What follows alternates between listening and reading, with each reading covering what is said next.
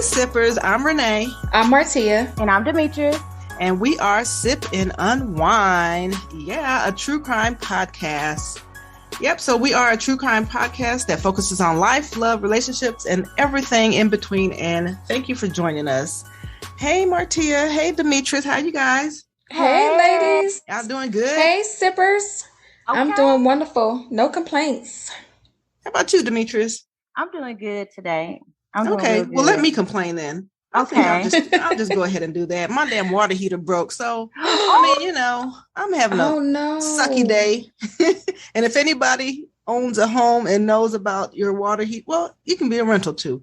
Know about your water heater breaking or busting in your house. Mm-hmm. And, when it's inside the house, because I had it, this is the second time it happened. The first time was I had a townhouse and it was in the garage. So it wasn't as bad because it just kind of drained in the garage and ran down the hill. This time it's in my basement. So all my stuff, my boxes and all that kind of got wet, Oh no. So I was able to put some stuff up, but yeah, so it's kind of like a sucky kind of day for me, but I'm here with you guys still. So you guys make me happy. So I can forget about it for a little bit while we do this. I'm glad we could brighten your day, sis. Okay. Gosh. And then not only just the breakage of it, but the charge of, getting it fixed. That's another bitch. Yeah. But totally so I hope you guys out there are having a better day than I am right now. But, I'm just thankful that I'm able to get it fixed and I'm in a position, where it's not gonna, make me not pay a bill or whatever, or what I'm saying, stuff like that. So I'm fine. It's just a hassle, I guess I would say right now. All right. So Demetrius, you in the ramp for the skating? Nothing? I don't have my ramp yet. Still not sharing? Okay. Still not sharing my ramp yet. Okay. When I get my ramp, I will let you know. I can't wait. I can't wait to hear the details and see the footage of this ramp. I really want you to post one of your skating videos on our Sip and Unwine Instagram page. Me too. I know you have it. I know you have footage. Are you really going there though? I really am. I am. You done made my anxiety go up 20. Well, no, but you know how to skate though. It's not like you don't. Exactly. You do know how to skate. But I'm not all clever and fancy with my skating. I mean, you don't have to be. Just the fact that you're skating is awesome. Shoot. Okay. It is. Exactly. Girl. Yeah. So I wish you would. So one day, if you're just, feeling bold enough, I would appreciate it if you post a picture. And then, let our sippers see you in action. Okay.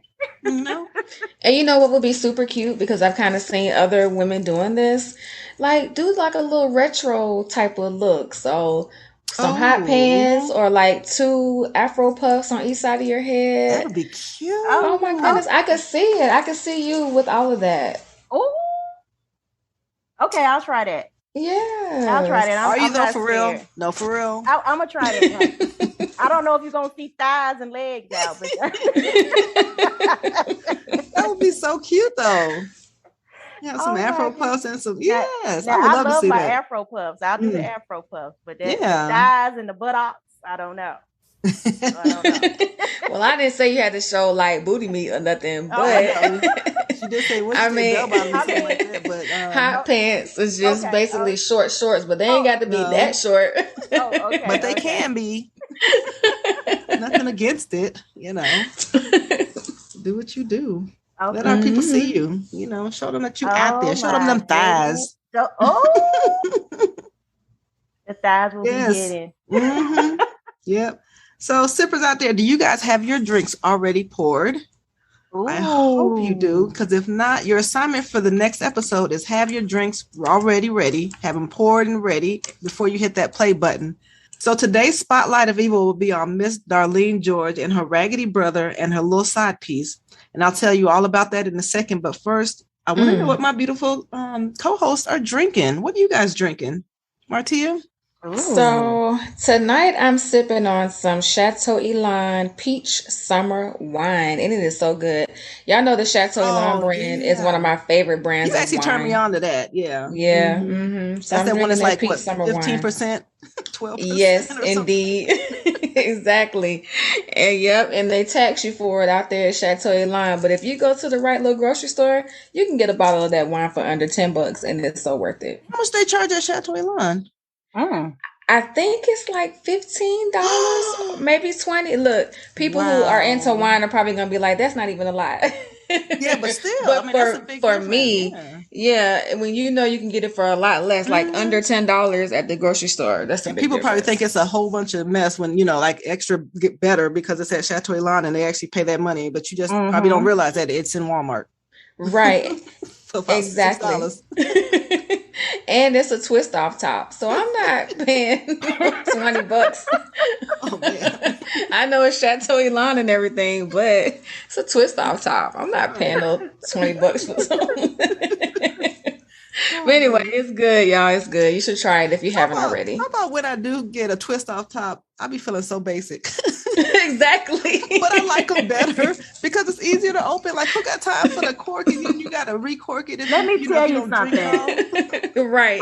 I love my twist off top. Me too. I mean, me too. But I'm just saying, I don't want to pay no lot of money for a bottle that's twist off. Let me tell y'all something. At Total Wine, they have the cartons. I have gotten into the cartons now, so I don't know. Okay, sis, buy your cartons then. See, I haven't done that. I haven't either. Extra basic for me. No, it's not, girl. You go by, you hit that. But I looked at it at Walmart and I was like, that's actually a better deal. But those cartons taste really good. Like those, I don't buy them all the time, but I've had them in the past. Mm-hmm. My sister actually gets those, because I think they travel well a little better. Yeah, exactly. Yep. Oh yeah, and it's so good. I like it. Mm-hmm. Well, what you drinking, Demetrius? Well, today I concocted. Oh gosh, a raspberry lemonade sangria. Ooh, that sounds good. Yeah, and I'm not really a raspberry person, but it's not bad because the lemonade is in it. Mm-hmm. Oh man, too bad we're not on set anymore because I would have loved to have tried that. You know how we used to make drinks and share with each other? Oh man, that used to be fun. It was. It was real nerve-wracking to try to get your drink together and stuff because you don't want to mess it up, but and then you're like, okay, so how's it taste? Right. Like, it's good. Like, whew, okay, good. They were always good. Yep. We'd be experimenting with some stuff or we putting some stuff together. But yeah. Mm-hmm. I loved it. Mm-hmm. I love doing that. I miss those days. They were so good. Yeah, I know. Me too. We can go back to that one day when we do a podcast all together. Mm-hmm. Once everything calms down. But for me, I'm drinking some Pinot Noir. Usually, I do the Pinot Grigio, which is the white. But today I needed the extra spice, and I got the Pinot Noir, which is a red wine. So, and I had that left over from my wine tasting party that I did a few months ago. And yes, I still have wine left over, I mean, you had 32 bottles I out. had I'm a pretty whole sure. bunch. Yes. And I'm not even mad at it because I'm just like, because I go through wine, so I'll try different stuff. So, I mean, I had, when I bought it, it was like 2 big boxes of wine and stuff. And everybody didn't go through all my wines, which I'm happy about. Right. You guys could have, but I mean, it was just, a tasting thing. So, I mean, once it didn't taste good for everybody, I appreciate that you guys just didn't go and open up another bottle just because, and then toss it out because you didn't like it. So that's true. That's true. Mm-hmm.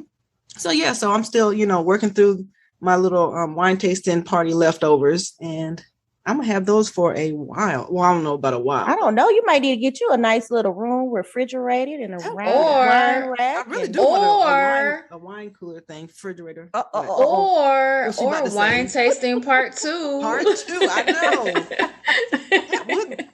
And I have enough wine for it. Some of those wines was actually pretty good. Yeah. I think I took a picture of a couple of labels like, I got to buy this one. And probably the good ones are probably the ones that were gone. Oh, okay. I know they were the ones that I like were mostly the red wines. They might have all been red. I don't know, but they were red wines. The ones that I was like, this is really good. Okay, those are the ones I have left over. It's mostly the red ones, and I know my mom came and took the Riesling that I had because I had one more bottle of that. That's become her favorite now. Really? Oh wow. Yeah. So yeah. So I don't know. Maybe part 2. We'll see about that. All right. So let's get into our murder. But you guys are done, or do you guys want anything else light before we dig into this one? Let me know. What do you need to do? You need to take some sips. Lord. I'm just gonna go ahead and take my sips now. Go ahead and get started. Wait, let me get my other bottle. My little apple wine. I might need to mix too. Not the other bottle. you never gave a warning like this before. I don't know. I mean, it's not. Well, it's still bad because it ended in murder, but it's just more, her trifling ways. But we can get into that. Okay. So let's go down this windy road with Miss Darlene. Okay. So Darlene was born in Brooklyn, New York in the mid 60s. And after graduating from college, she met and married Franklin Whiteman. I think it's Whiteman or Whiteman, but it's spelled Whiteman. I don't know. What would you say? Whiteman? I would say Whiteman. Yeah, Whiteman. Weird when you say it. I know, because you don't want to, like, you want to sound it out. Right. I feel like it's supposed to be Whitman, but it's Whiteman. So Franklin Whiteman, and they had a son named Giovanni in 1994. Woo woo for 94. We love that year. Hey. But soon she divorced and became a single mother. And when she was out on the prowl, like many of us single mamas do, she met an island man named Winston George, a native of Trinidad and Tobago, and later married him in 2002. Darlene had a great job in New York and got a promotion. And with that promotion, she had to move to Old Orchard Beach, Maine, to head up a new office location for her company. Her husband, Winston, also got a job in Maine, and they quickly moved their way on up on the good life in Maine. So with that good life, they were able to purchase 5 properties. They lived in one, and 4 others were investment properties. Unfortunately, Winston's job kept him away a lot from the house. And you know what happens when men are away from the house a lot? It always happens, but they're working hard. It allows his wife to find someone else to play with. Eventually, she started to play with one of her tenants in her Brooklyn investment property. He was also born in Trinidad and Tobago, just like her husband. So she had a thing for island men. I see. I know somebody else who has a thing for island men, but I ain't going to say it. Not on here. And his name was Rennie Cassimy. This affair went on for many, many years. And when I say many years, it was about a decade-long affair. Say what now? Yeah, she was messing with him for about 10 years. I think it was like a little over 10 years, actually. So that's a whole other marriage. Right? Exactly. Like, why not just get divorced? Exactly. Wow. Anyway, okay. Mm-hmm. So Rennie was also known as a player or a gigolo and was also using women for money. So he had 10 kids with several women, not with her, but with several other women. So he was out there slinging it, talking about laying it low and spreading it wide. In 1993, he decided to come to the U.S. to get a job in New York. And it's really expensive in New York. So he was struggling to pay rent, and he met Darlene. And that's, when she let him stay at the place, and I guess they kind of got closer and closer, and he couldn't pay the bill 1 month maybe. And he gave her a little D, and that might've been the payment enough. Whoa. So Darlene also gave him money. Yep. She was a sugar mama. He paid her back with the long D. So she fell deep in love with Rennie and even told him that she'd leave her husband to be with him. Rennie later said he never asked her to leave her husband because he knew this affair was a financial benefit, not love on his end. But I think she fell more in love with him, which, that usually is what happens when women do that. So let me set the scene of the murder. On June 19th, 2008, Darlene and her son went out grocery shopping and came home around 10:30 at night. Once inside the house, they were accosted by 2 masked men with weapons. These 2 men were already in the house, and they got, when she got home, they was already in the house waiting for them. They took her and her son into a bedroom and tied them up and placed them on the bed. They were there for hours. So during this time, she heard noise, but didn't know what was going on. So she just knew they was still in the house. She heard her husband come home, and the 2 masked men attacked him.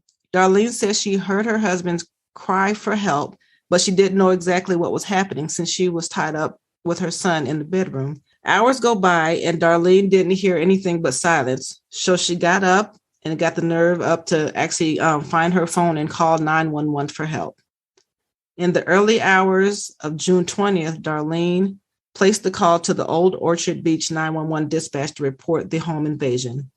When the police arrived, they searched the house and didn't see the masked men, but did find a pool of blood at the top of the stairwell leading to the basement. And the trail of blood was going down the stairs, and that's where they found her husband, Winston George. He was tied up with a plastic bag over his head and a rum bottle shoved in his mouth. So unfortunately, he was dead at the scene. And after doing an inventory of the house, Darlene stated that her work computer, a mink coat, and some jewelry were gone, as well as her husband's SUV was still missing. So they started searching for the black SUV that she said was missing, that was her husband's. The police initially were believing the home invasion story until they took a second look at that rum bottle that was shoved into Winston's mouth. That was an odd finding, and they felt that the rum bottle was something personal about that. So during the investigation, Darlene offered a theory on why she thought her house was chosen. She said the home invaders probably thought her husband and her were drug dealers and they came to the wrong house, because she said they kept asking her where are the drugs and money during the invasion. Darlene's description of the two home invaders were two black men with Jamaican accents. One man was really buff and strong, and the second man was smaller and thinner. So police immediately started searching for these two black men and asked the public for help in finding them. So remember, she lives in Maine, and they're looking for two black men. So during the search of these men, they found Winston's black SUV truck abandoned about a mile away from the house at a local restaurant.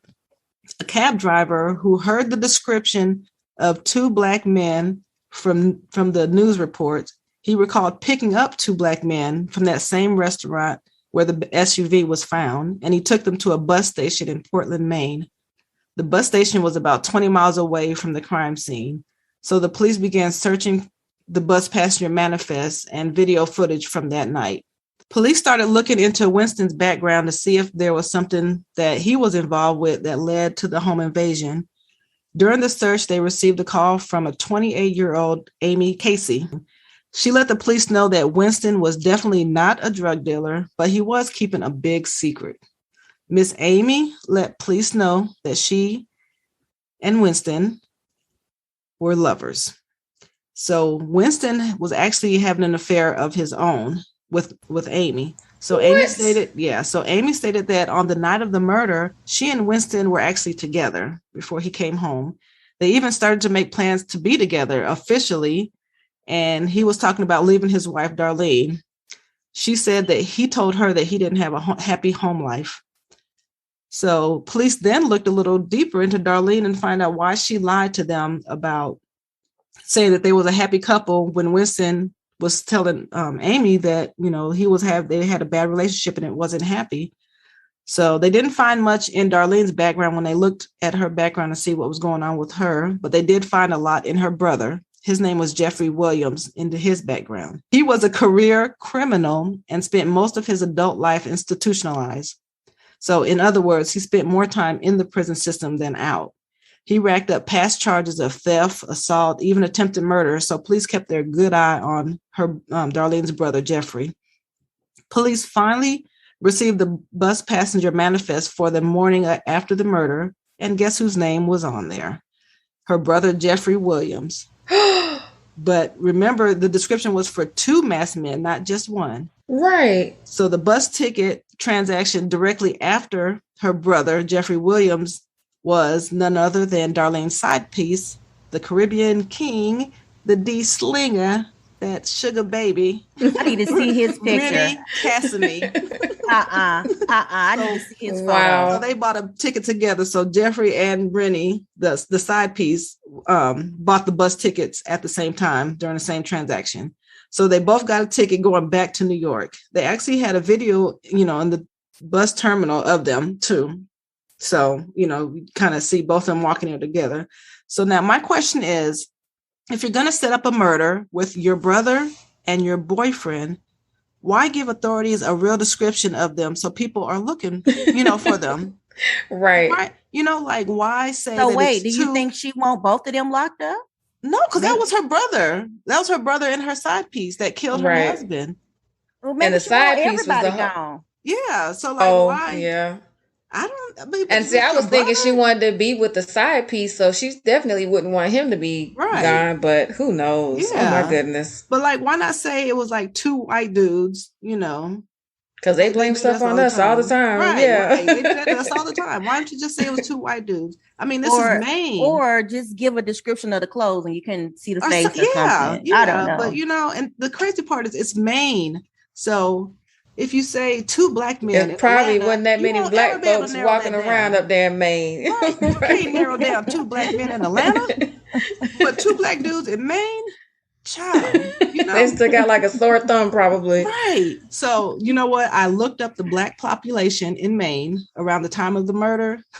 Oh wow. And guess how many black people live in Old Orchard Beach? Wait, let me actually guess. Let me guess.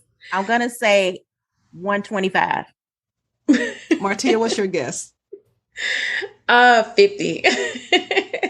Okay. 27. Oh, what? 27.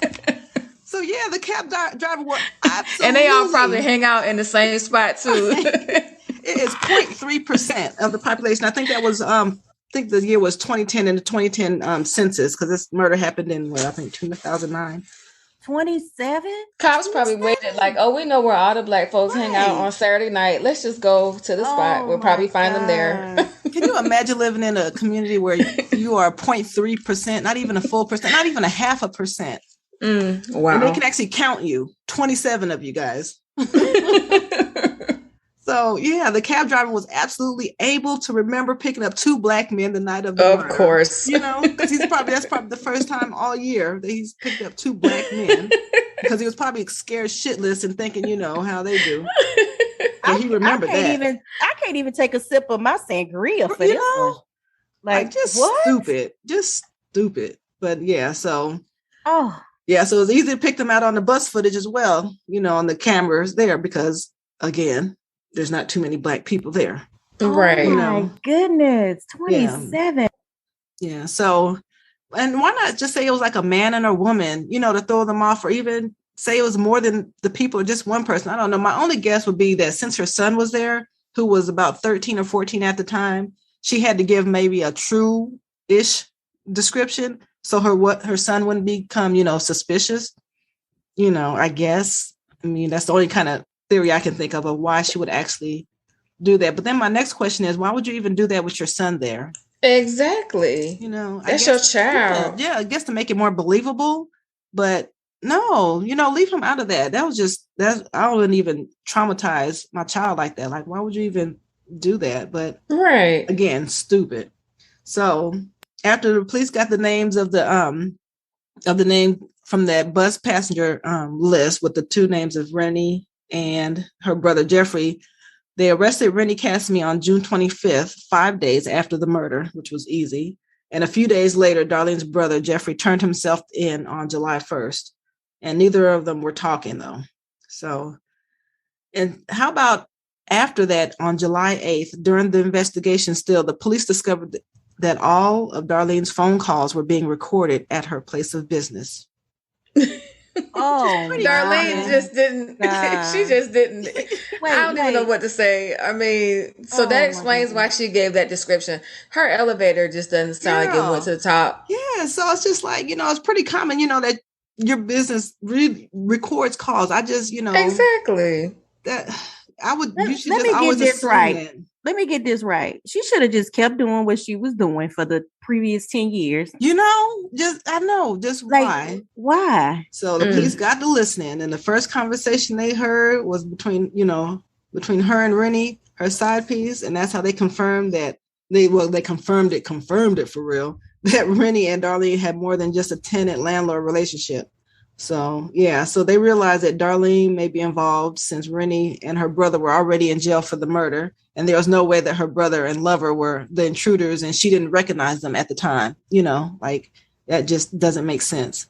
So And side note, for folks out there, you do realize that your place of business records probably everything you do.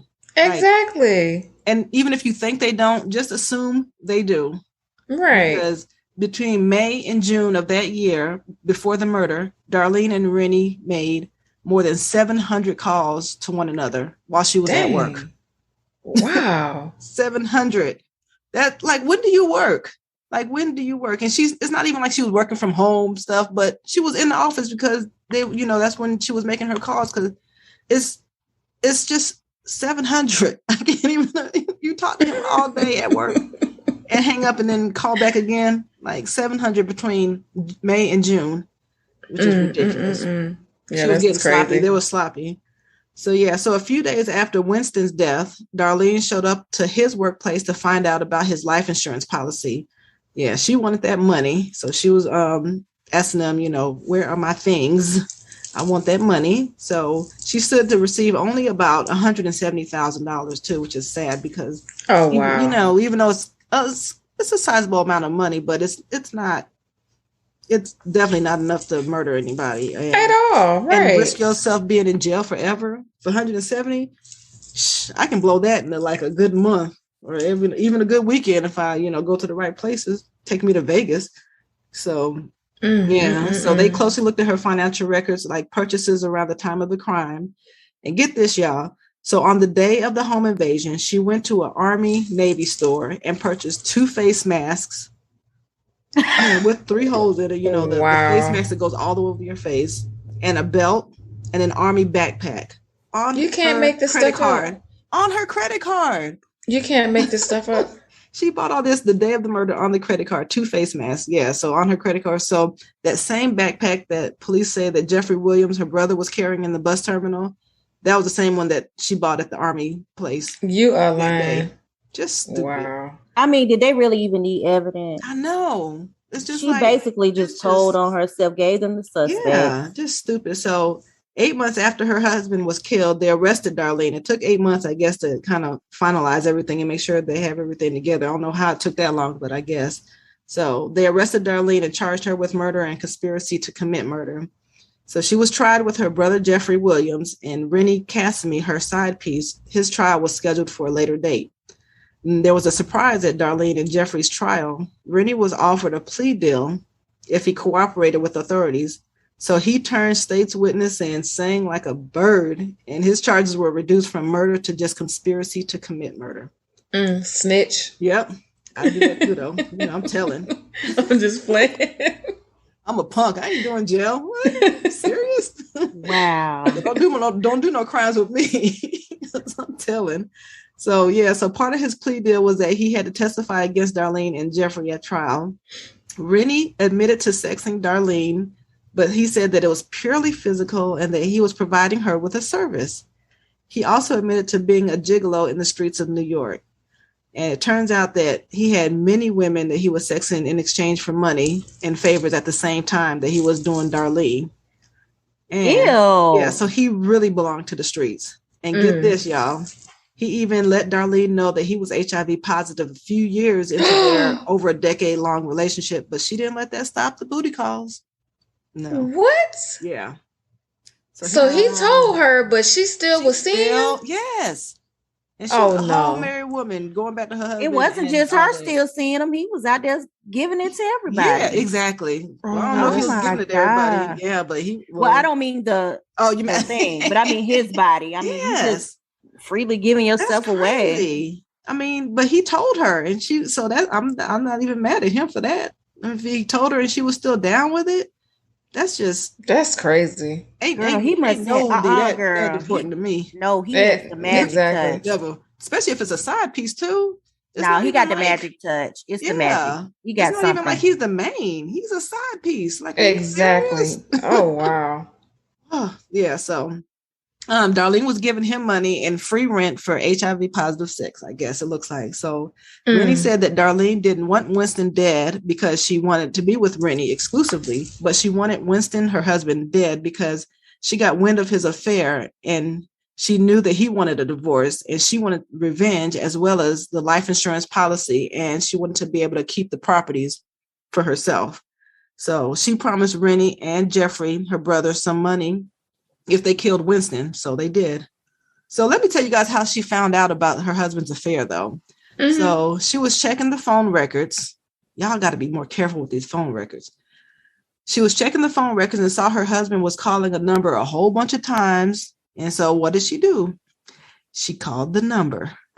So Winston's side piece's husband. So his side piece, her husband's side piece was also married. What? Girl, it's just spread it all around. It's just spread it all around. So Winston's side piece's husband answered the phone and was confused because, she was like, who are you? What's this dude on the phone? So they started sharing notes and realized that their spouses worked in the same place and have been having these phone calls crazy times between them. So yeah, they were together. So that's how she found out. So you guys, if you guys are going to cheat, get a burner phone. Don't do it on your main phone. But does that mean he was cheating? It don't mean he was cheating. Well, they were probably calling each other. Oh, okay. Well, she said that his side piece said that they were in a relationship. Oh, but she got some nerve trying to trip about her husband doing whatever he was doing when she was with that HIV positive side dude for over 10 years. But yeah, so I mean, yeah, wow, it's crazy. It's crazy, but yeah. So guys, just know that people have access to your phone records if you share phones, and especially if they're your spouse or if they have access to it, they're going to look eventually. Just be more careful. Get a burner. They're really inexpensive. just saying. Not a burner, but we're not promoting cheating, guys. We are not. We're just promoting being smart. That's all. Don't be stupid. So Darlene was found guilty on both charges and was sentenced to 40 years in prison. Her brother was found guilty and was sentenced to life in jail. Rennie was sentenced to only 8 years. So, that's doable if you're going to sing and you murdered somebody. I mean, you should serve some time, but I guess, since he did tell on everybody, that was his deal. So after Rennie is released, after he's released from prison, after doing those 8 years, he was promptly deported back to Trinidad and Tobago. So they deported him. So in May 2012, Darlene appealed her conviction, but the court upheld her guilty verdict. Like, the nerve. And Jeffrey is currently in the Maine State Prison serving his life sentence. Darlene is currently in the Maine Correctional Center serving her 40 years. Her earliest release date is August 27th, 2043. Rennie served his 8 years and left. So nobody's heard from him. I even was looking him up and I could not find him for nothing. Like, I think he left. Yeah. Mm-hmm. Like after he left, after he was deported, he just went ghost, because I was looking online. I was trying to find where he was now. Mm-hmm. And it's just no word. So I guess he just went back home and kind of laid low, which he should have. Wow. That's a crazy story. Yeah. Boy. So they did ask Rennie why did they put the bottle, why was the bottle in Winston's mouth, the rum bottle. And he was saying that they wanted to make sure that he was dead. And so that was the strongest rum. When they saw the rum that was in the house, that was a pretty strong rum. And they know that if he drunk that, he would not be able to fake being dead, And that's why that rum bottle was in his mouth. They put it down his throat just to make sure that he was dead, because he would have been coughing or something, putting that down his mouth. What? Good grief. I know. Terrible. But yeah. So, and that is the end of Miss Darlene and her raggedy brother, Jeffrey, and her little side piece, Rennie, because he's still trash too, even though he only served 8 years and he's free and all that now. And he told on them, but he was part of it too. So all three of them gets the middle finger from me. Oh, wow. This is really sad. It is. It is. And then to hear Rennie say, after 10 plus years of messing with this woman, he didn't even love her. Like, there was no type of feeling or nothing he had. So why did he even do any of this then? For money. You know what I'm saying? Well, it wasn't a lot of money. She would pay him some money. If they didn't say how much it was, but she said that she would pay them money, give them some money of the life insurance money. But I mean, I guess when you really want money, and I mean, if you're just screwing just to get money, it seems like a big step from screwing to get money to actually murdering somebody to get money. Like, I'd be out. I wouldn't be no parts, but that's me because I'm a punk, and that's okay. That's so wow. That is. That's horrible. It is. All right, so we're going to close the cell door on Miss Darlene and her brother. And even though Rennie is out, we're going to close the door on his ass as well. All right, guys. So after listening to that, unfortunately, we're going to have another. I mean, we're still going to be down in the dumps on this one because we're shifting. We're going to discuss a missing person case that we want to highlight for you sippers, and hopefully that, it'll bring this person home or, closure to the family on this missing person. So who has our missing person case this week? I do. This is Martia. Yes. Okay, sippers. So today's missing person that we're going to focus on is a missing person case. Wait a minute. Okay, sippers. So today's missing persons case of Deshad LaQuinn Smith, also known to most of her friends and family as Sage. Sage is a Black trans woman last seen on the 500 block of West Main Street in Charlottesville, Virginia on November 20th, 2012.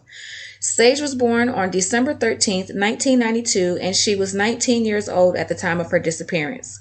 Shortly before she went missing, Sage came out to her family and friends as transgender, and she changed her sex from male to female on her Facebook, so she was pretty public about her lifestyle.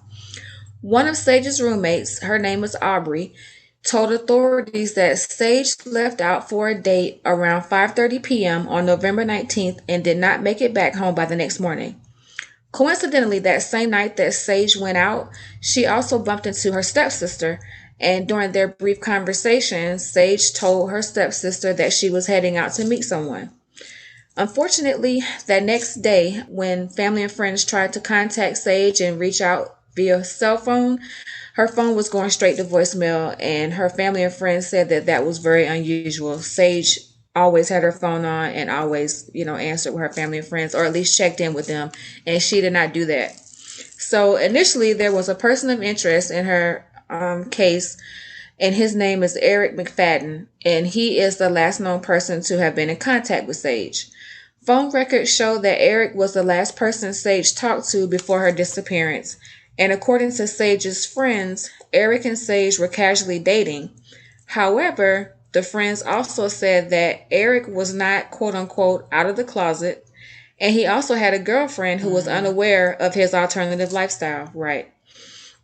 Eric told authorities that he never saw Sage on the evening that they were supposed to meet up, but then he allegedly told his girlfriend that he did actually see Sage that night, but he told his girlfriend that Sage had left him to go off with a group of friends. So basically he's saying they saw each other, but they really didn't have their actual date because Sage kind of left him to be with another group. That's what his story was. But get this. So a few days after Sage went missing, Eric left the Charlottesville area, and to this day, his whereabouts are currently unknown. So in 2015, yeah, isn't that crazy? It is. Wow. And listen, this is like a little bit different from the missing person stories that I normally do, sippers. It's usually pretty straightforward, but this is an actual short summary of a lot of different things that transpired with this particular case. So I encourage anyone listening to also Google this story if you have time. Of course, we'll post about it on our page, but there's so many more details to the story. It's so sad. But anyway, in 2015, authorities said that Eric Mcfadden was no longer a person of interest, mainly due in part to his digital footprint, which for clarity is his cell phone records and computer activity at the time of Sage's disappearance. So in an ironic twist of events, Eric Mcfadden was also reported as a missing person in 2019 because his mother and stepmother have not heard from him since 2012. So literally when he went missing, when he disappeared, initially it was thought that maybe he ran off because he might have had something to do with the crime, or if a crime took place that they thought he might have had something to do with it. But he has not surfaced. No internet activity, no social media, no calls to his family, no hiding out with family, none of that the authorities are aware of. So the stepmother and his mother, they believe that Eric might be deceased. So shortly after the mother and stepmother reported Eric missing, and they went ahead and cleared him as a suspect, the attention turned to one of Sage's roommate named Aubrey. Sage had two roommates, but one roommate named Aubrey became a person of interest. And this is because a witness came forward and told investigators that Aubrey and Sage used to argue and fight all the time. The witness also said that after Sage went missing, Aubrey was seen wearing Sage's clothes and wigs.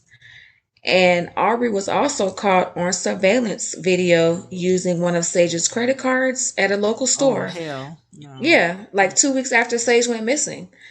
So, unfortunately, there has been no evidence to charge anyone in this particular missing persons case, and no suspect has been arrested in connection with any possible crime. Family and friends of Sage are still holding out hope that she is alive. However, in 2017, Sage's disappearance was reclassified as a homicide, and the investigation continues because either way, the family wants closure, of course. And just a little side note here, back in 2015, a few years after Sage went missing, the Center for American Progress reported that nearly 30% of missing minority youth identified as gay or transgender. So that's pretty sad. It is, yeah. Yeah. So just a recap, Sage was 19 years old when she disappeared back on November 20th, 2012 out of Charlottesville, Virginia. She was last seen wearing a black jacket, dark gray sweatpants, a black scarf, and gray and black rain boots with pink and purple lining. She might have also been wearing a bleached hooded sweatshirt. At the time of her disappearance, she stood between 5'8" and 5'11", and she weighed 130 pounds. She has black hair, which is usually worn in braids, and she has brown eyes. Her ears and eyebrow are pierced.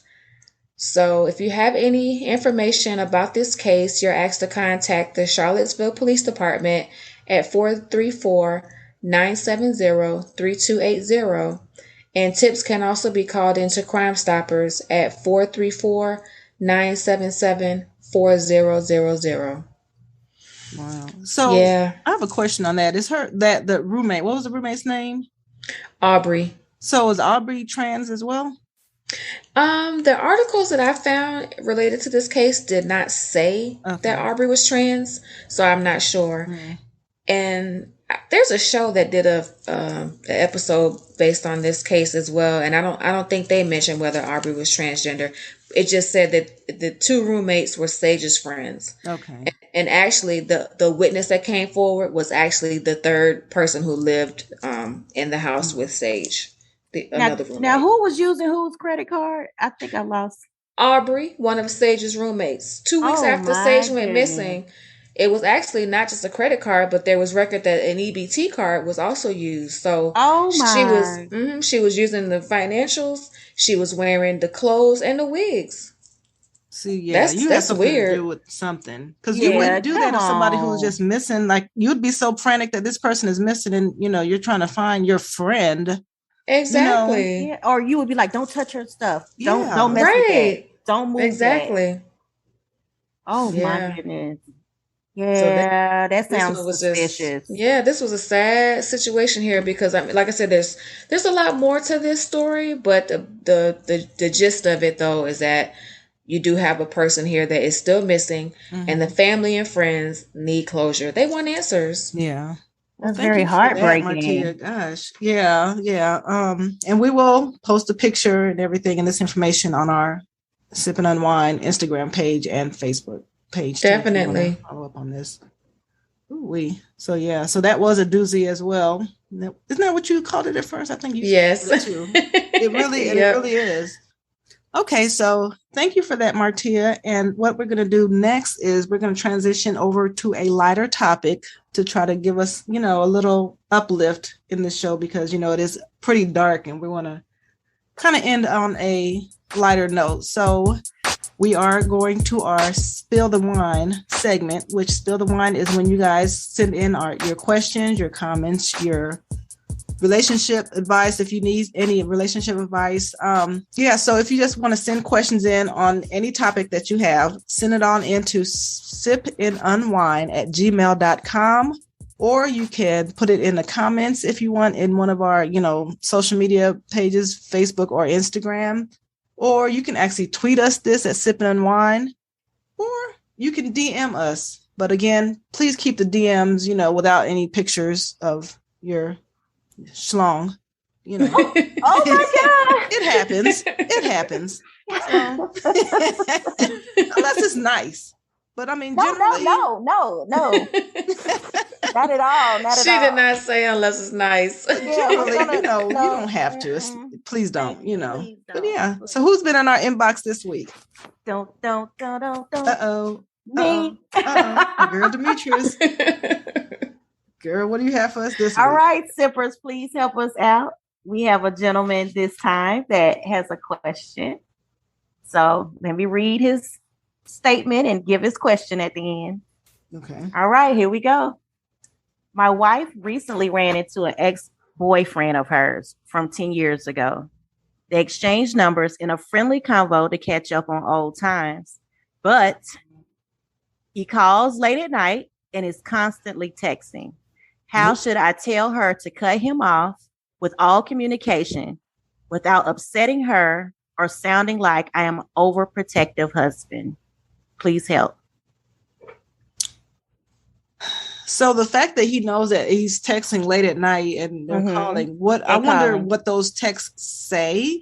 I mean, it's still foul anyway, but I just want to know what those texts say. I don't know. That's not in here. Maybe. Ooh, I hope he hear it and then we can. Yeah, even if it's like, hey, how was your day? Or, it's going to rain tomorrow. That's still inappropriate to text late at night. Yeah, late at night. Exactly. Right. So, but was she wrong for exchanging in a friendly conversation? Because, it may have been friendly on her end, but his end might have been some intentions. Okay, so my advice, which is usually is like the same. Okay. And it's not very good though, but I'm going to say, go into her phone, find his number, block it, don't tell her, and just continue with your day. And she'll be like, dang, he's not even contacting me no more. I guess he moved on. And just be like, really? Like, dang, I guess he probably got somebody. And keep it moving. But that's just okay. That's clever. I never heard of that as a suggestion. Because when are they going to talk again? I'm saying, but when are they going to talk again? Like they ran into each other at a gas station or wherever, and because they clearly didn't have contact before. Right. So it's not like he's going to be like, hey, you didn't text me back. Like, no, you don't have. Because it's blocked. No access. Oh. And I don't think you know when you're blocked. Do you know when you're blocked? No, you don't. Yeah. Seems like somebody's been blocked and they no. they've gone through that. I haven't been blocked when you said before. That, it was like, but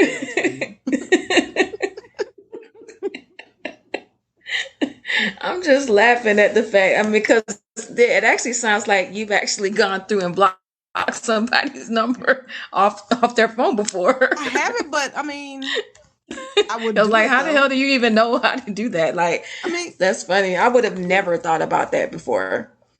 But hey, that's a good suggestion box, though. So what would you do? What'd you say? Then? That's a good suggestion. Would you say we could argue about that? Yeah. Like, no, I'm saying I'm not going to argue about that with my spouse or whatever about that. Like, we're not arguing about. I see what you're saying. Yeah, like we're not arguing about you getting a text late at night and then you be like, well, he's just my friend. No, we're not doing none of that. Yeah, and he doesn't want to upset her or sound like he's overprotective, but that's your wife. Yeah. You can't. Yeah, I was gonna say communication helps out with a lot of problems. And when you don't communicate, that's when problems build up on top of each other. So, if you set something up where you ain't even got to communicate, that's even better, right? Yeah, that just glosses over. They ain't even calling us. We got to talk about it.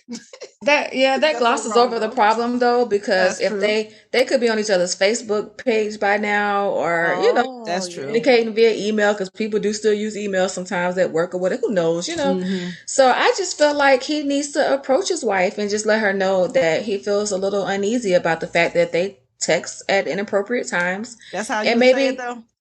I don't know how he should talk to her, but I mean, definitely approach it like it's because he said he don't want to upset her or like overbearing. Yeah, I'm thinking I'm thinking he's a nice guy. Like, don't be just straight up attacking her, because here's the thing.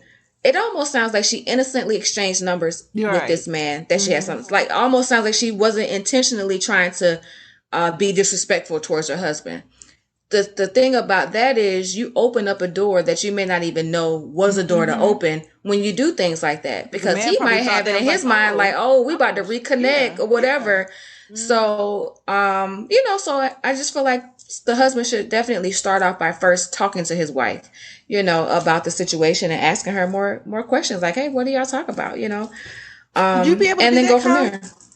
Like if your husband had, like a friend and she started texting, would you be calm about it and, like the mature way and be like, oh yeah. And initially, yes. Initially I would. Okay. Initially I would ask questions and be like, well, what's she texting you so late for? Because why would I start off yelling and screaming and acting a fool when I don't know what the content of those messages are? I'm giving him the benefit of the doubt as my husband of 20 something years initially, So now I can't tell you if it goes left, what's going to happen. Right. Well, let me tell you so I'm finna tell him how to resolve it. If you call in my house late at night, okay, because her phone is my phone. You calling late at night. Don't call after 5 though. Why are you calling after 5? Yeah, outside of business hours. Okay, outside. She said after 5. So after 5, you calling late. Why you calling so late? Because let me tell you something. My great grandma used to say, if you're on the phone more than 10 seconds, you ain't talking about nothing good. Okay, so let me think, yeah. You got a 10-second time frame? That girl, she said, ain't nothing good coming out of that conversation. Because after 10 seconds? What? Are you ready? Yes or no? That's it. Why you gotta go? And you know what? I think I'm gonna wear that silk bra. Yep. Yikes. So, yeah, he calling after 5. We got a problem. So let me tell you, sir. My solution, go to her, ask the questions that Renee said. Hey, why you calling? What's the 411 behind the call? No, that was Martia who suggested that. I just say block. I'm sorry, Martia. Give her credit. Block, but I'm gonna say, hey, so how is the conversation going? I'm gonna give you your credit. I'm sorry, but I need to know why you calling after 5. Why you calling after 5? Yeah, I would be reading that stuff too. After 5, what is it?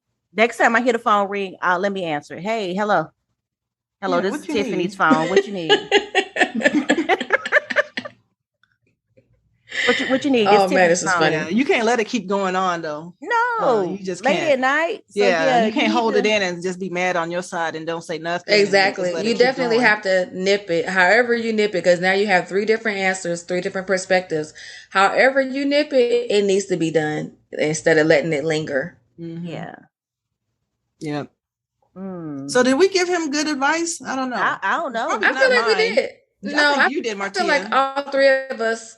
I think all 3 of us gave great advice. I mean, because there might be some. Mine was more sneaky, but But I think, oh yeah, that's a great way. Yeah, I think that's a rabbit hole too, because I mean, he's gonna go on that phone to block the number and read the messages, and it's gonna be all over. He might solve his own problem just by doing that alone. Yeah, exactly. So true. But you do need to inquire, like, why he. That's a rabbit hole she's setting him up for. Yeah. You texting and why they on the phone past 10 seconds? Yeah, why they on the phone past 10 seconds? Why what he got to say?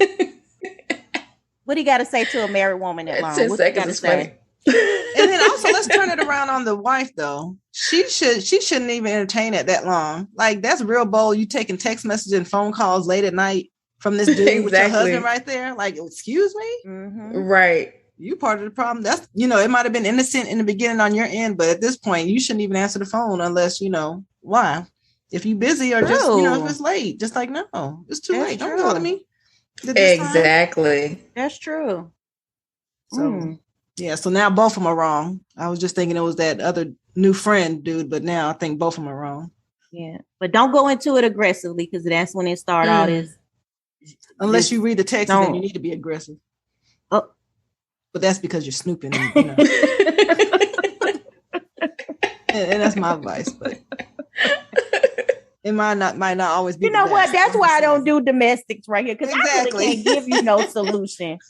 I really can't. I'm not good at that. It can go either way. Yeah. After you do all that, you're still going to be with her. So it don't matter. Yeah. I've seen men stay. I've seen women stay. So I don't know.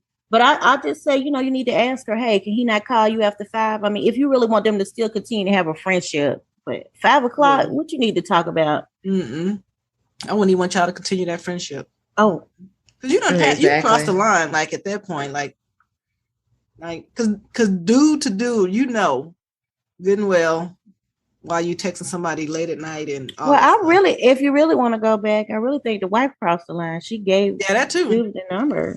Well, I don't know. I still think that was innocent at that point. Like if you see an old friend or whatever, and you're like, hey, okay. I kind of feel like it was too. But I think that it crossed the line, and she knows it as well, probably. After 5. Good luck with that, buddy. Sorry. I don't know if that helped.